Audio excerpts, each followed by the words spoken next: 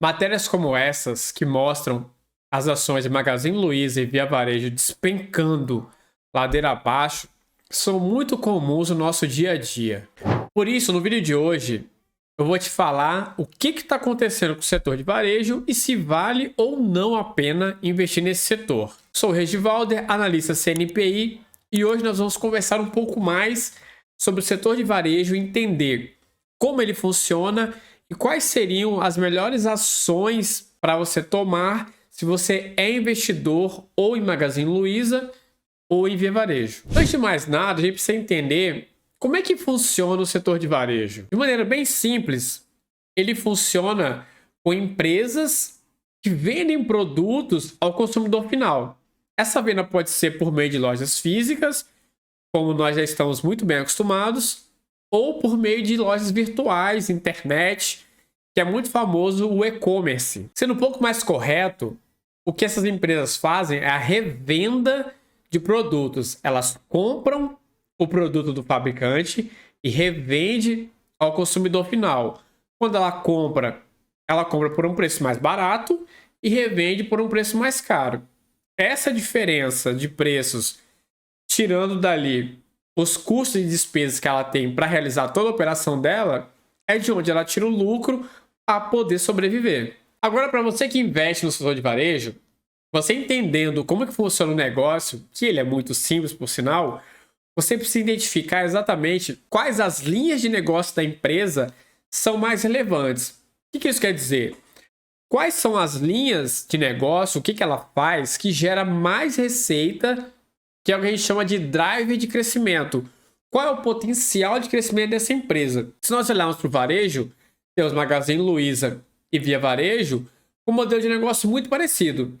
Ambas vendem, na sua grande maioria, eletroeletrônicos e móveis domésticos, coisas de casa. Essa venda é feita tanto em loja virtual quanto em lojas físicas. Mas esse modelo ele vem mudando com o passar dos anos. Se nós utilizarmos a Magazine Luiza como exemplo, o que a gente observa? Em 2019, a receita dela com vendas de e-commerce, com vendas pela internet, era de 39% da receita total dela, da receita líquida, sendo melhor, mais técnico. Em 2022, esse valor passou para 62%. Isso não foi só com a Magazine Luiza que aconteceu. Na Via Varejo, o movimento foi muito parecido.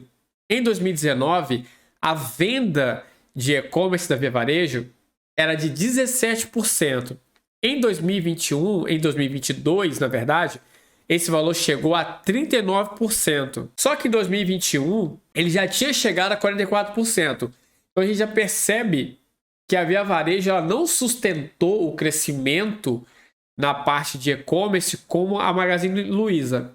A Via Varejo teve um crescimento maior em 2021, que ela chegou em 44%, mas agora ela já está em 39%. Com esses números em mente, a gente já consegue entender que o setor está passando por mudanças. Você está deixando de ter um modelo que era totalmente baseado na venda física e passando para a venda virtual. O que proporcionou essa mudança? O fator de cara que a gente consegue perceber, um catalisador para isso, foi a pandemia. As pessoas passaram a comprar mais pela internet porque elas nem tinham como comprar em lojas físicas em virtude dos lockdowns. E por que tradicionalmente o setor varejista ele não é tido como um bom investimento? A gente tem grandes investidores e a figura central dentre esses investidores é o Barsi, que é categoricamente contra o setor varejista. O principal motivo são as margens. O que quer dizer? Quando a empresa compra um produto para revender, aquilo que sobra para ela é muito pequeno. Então a gente tem um decréscimo desde a margem bruta, passando pela margem operacional ou margem EBIT, depois a margem EBITDA e por fim a margem líquida.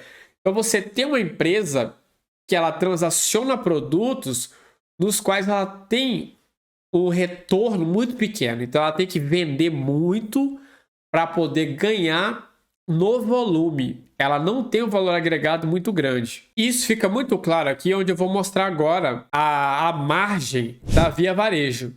Você pode observar aqui que a margem bruta atual, vamos só trabalhar com a atual, ela começa em 31%. O que quer dizer?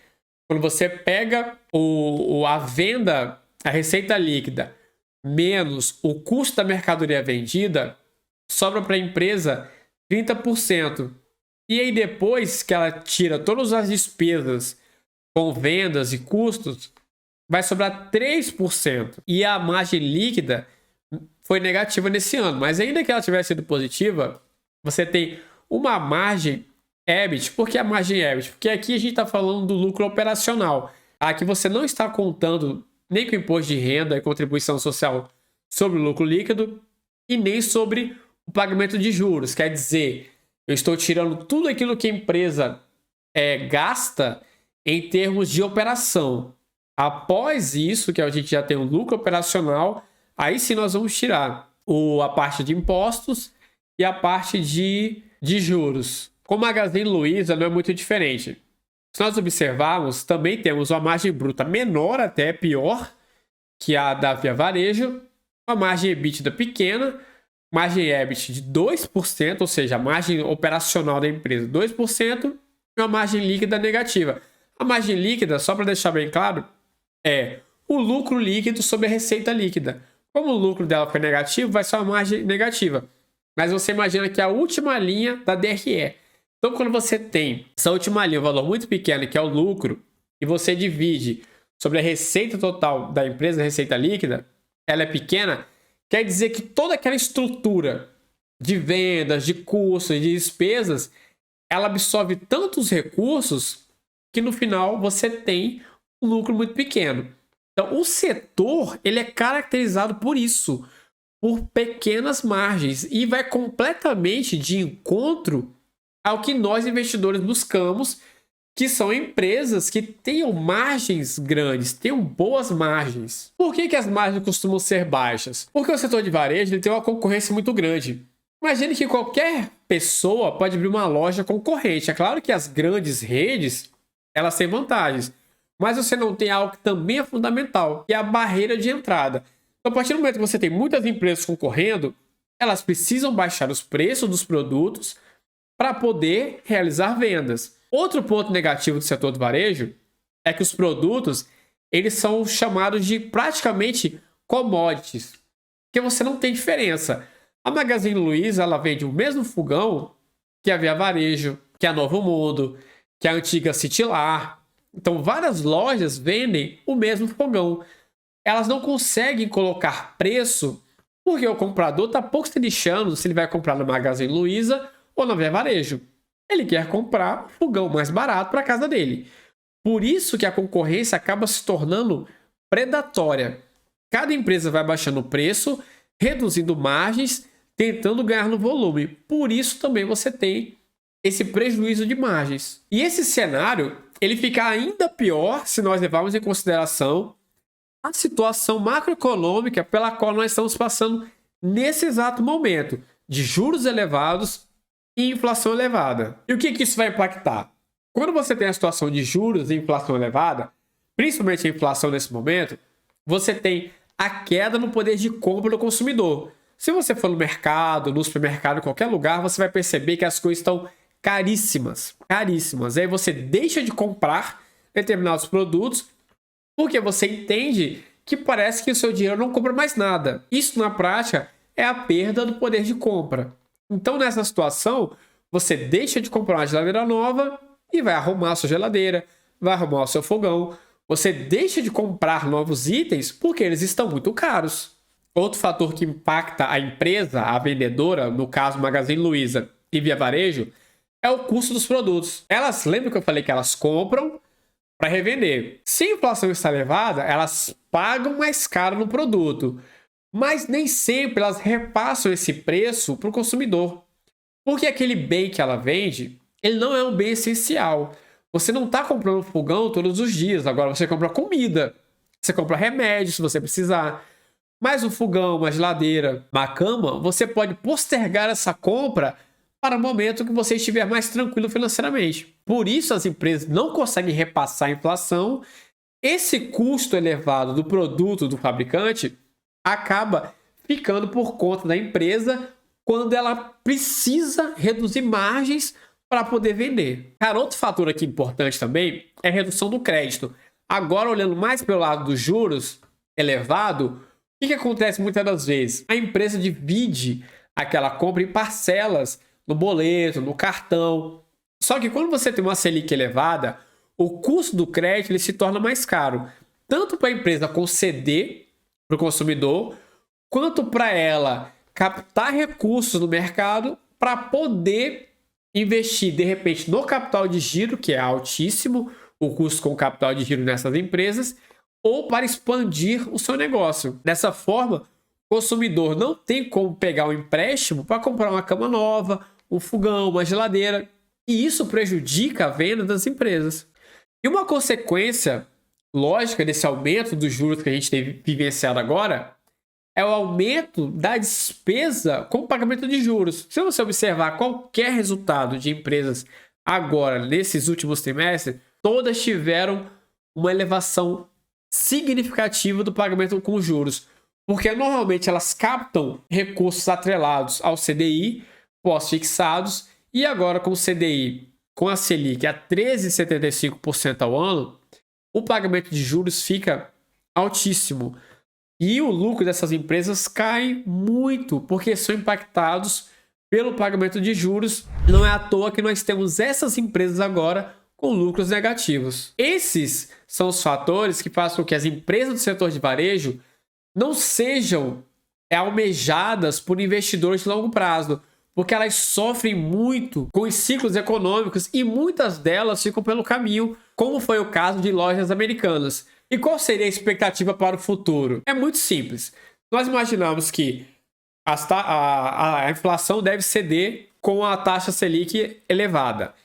Mais para frente, a Selic deve ceder. O primeiro impacto que você vai ter é que, com a queda da Selic, você tem uma precificação melhor desses ativos, porque você vai ter a renda fixa, que é uma proxy da nossa taxa de desconto, ela reduz no denominador, você vai ter naturalmente uma empresa sendo mais bem precificada. A cotação dela deve subir, pelo menos na cotação do preço-alvo dessas empresas. Além disso, com a redução da Selic, essas empresas podem captar mais recursos no mercado a um preço mais em conta e vão ter uma melhora já significativa nos resultados, porque a linha de despesas financeiras vai ficar menor, logo ela vai ter um crescimento dos lucros, porque a Selic, CDI, né, Selic/CDI, irá reduzir, fazendo com que ela pague menos despesas com juros. Agora, isso quer dizer que elas se tornaram bons investimentos? Sinceramente, tem que levar em consideração outros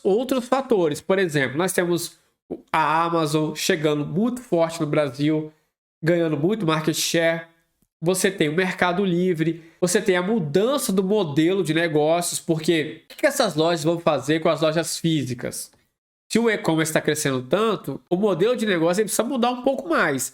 Elas vão ser hubs de distribuição, vão ser pontos de entrega ou de você conhecer o produto, eu não sei.